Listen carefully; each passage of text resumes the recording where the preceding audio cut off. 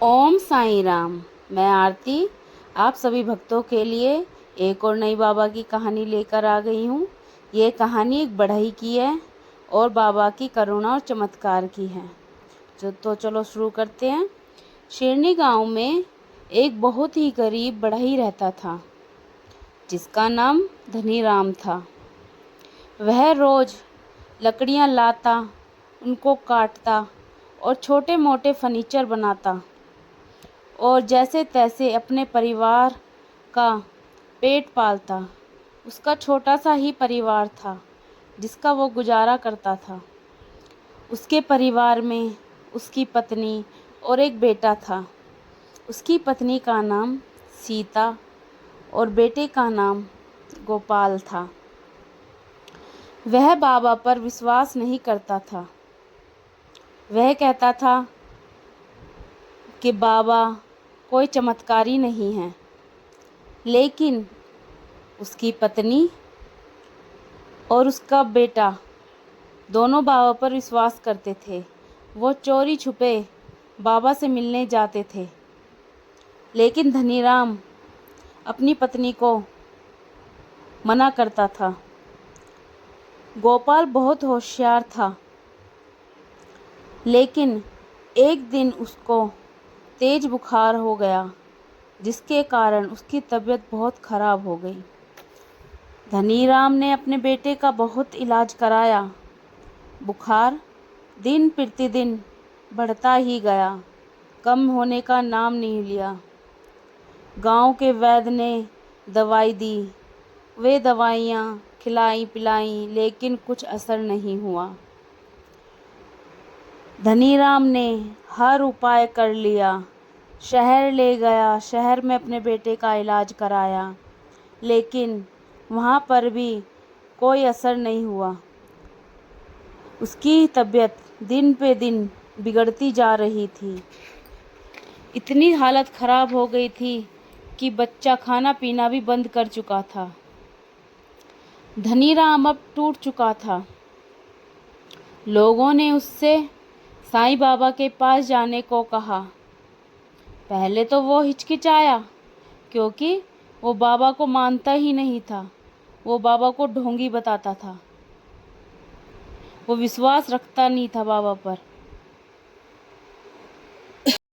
क्योंकि वह कभी बाबा के पास गया ही नहीं था। उसने बाबा पर बहुत से आरोप भी लगाए थे, पर अब कोई दूसरा सहारा नहीं बचा था, क्योंकि उसके बेटे की तबीयत इतनी खराब हो चुकी थी। वह भी उम्मीद ख़त्म कर चुका था। अगले दिन धनीराम अपने बेटे को गोद में उठाकर साईं बाबा के पास द्वारिका माई ले गया। बाबा वहाँ बैठे हुए थे और धुनी रमा रखी थी। जैसे ही धनीराम पहुँचा, बाबा ने बिना कुछ कहे, बिना कुछ पूछे धनीराम से कहा, बेटा बैठ जा, तेरा बेटा ठीक हो जाएगा।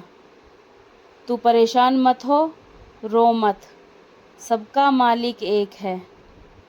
बाबा ने अपने पास रखी उदी गोपाल के माथे पर लगाई।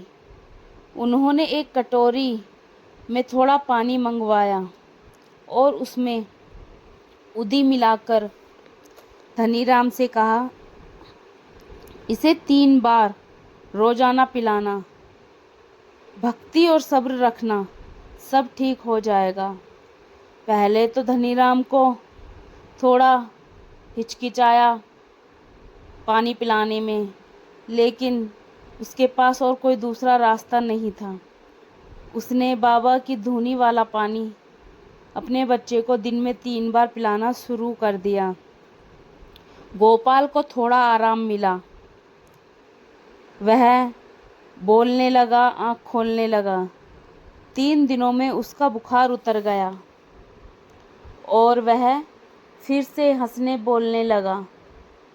धनीराम फिर बाबा के पास गया और पैर पकड़कर रोने लगा कि बाबा, मैंने आपको बहुत बुरा बोला, बहुत गलत बोला, मुझे माफ़ कर दो। आप में ही ईश्वर का चमत्कार दिखता है।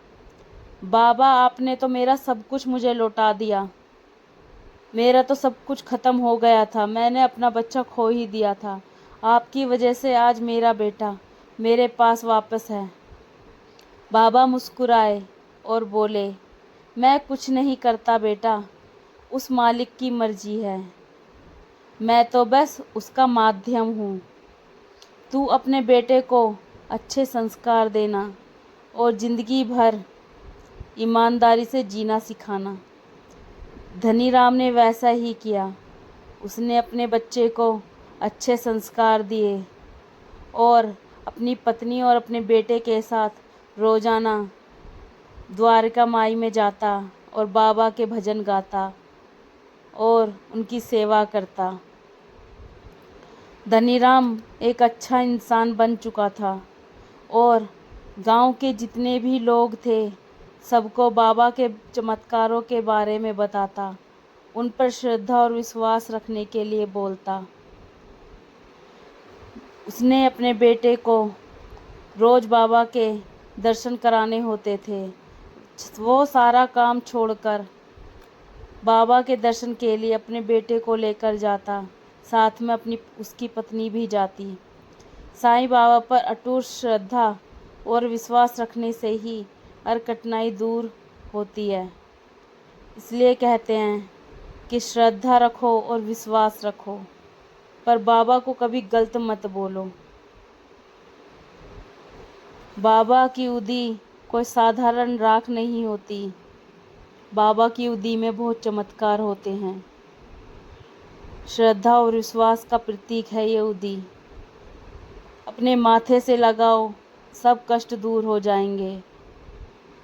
ईमानदारी और भक्ति से जीवन में चमत्कार होता है, यह बाबा ने सिद्ध किया है। इसलिए अपनी ज़िंदगी में ईमानदार बनो और बाबा की भक्ति में लीन रहो। बाबा कभी आपको गलत कार्य करने के लिए नहीं बोलते, ना ही वो आपसे कुछ मांगते हैं। वो तो भिक्षुक हैं, वो आपसे आपका कष्ट मांगते हैं और आपको सुखी जीवन देते हैं। बहुत से लोग बाबा पर विश्वास नहीं करते। मैं नहीं कहती कि आप बाबा पर विश्वास मत करो, पर बाबा को कभी गलत भी मत बोलो। बाबा ने बहुत चमत्कार किए हैं, बहुत से लोगों की ज़िंदगी संवारी है। बहुत से लोग उनकी आज भी जय जयकार करते हैं। बाबा के चमत्कार सिडनी में ही नहीं, पूरे हिंदुस्तान में विश्वविख्यात हैं। उन्होंने बड़े बड़े बहुत से चमत्कार किए हैं। इसलिए श्रद्धा और विश्वास रखो बाबा पर। ओम साईं राम, ओम साईं राम। अगर आपको ये कहानी अच्छी लगी हो तो कमेंट में ओम साईं राम ज़रूर लिखना और बाबा पर विश्वास रखना। आपके हर कार्य सफल होंगे। ओम साईं राम, ओम साईं राम।